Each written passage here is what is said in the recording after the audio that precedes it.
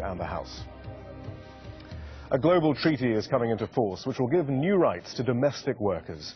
Some charities have called it a groundbreaking moment. It was passed by the International Labour Organization, which is part of the United Nations, and gives domestic workers extra protection, including weekly days off, a minimum wage and social security benefits. But so far, just 8 countries have ratified it. They're Bolivia, Italy, Mauritius, Nicaragua, Paraguay, the Philippines, South Africa and Uruguay.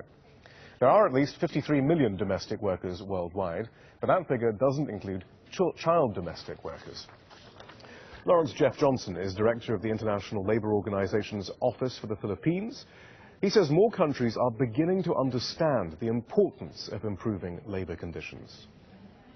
Many countries right now are looking at this new convention and they're seeing the importance of it.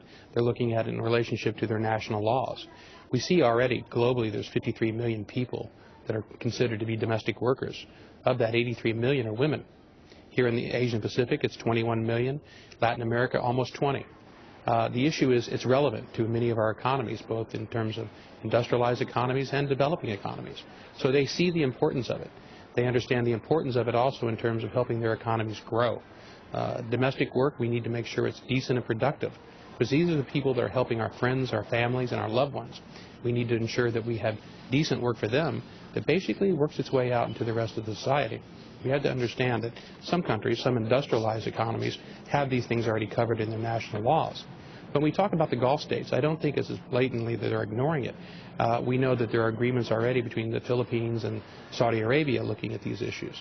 They see it as important. I think it's only a matter of time before some of these countries ratify this convention. But this doesn't also stop bilateral agreements. We're seeing these come into play already.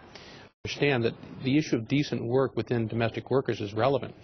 Roughly 45% of these workers are already missing any forms of paid rest period or even annual leave.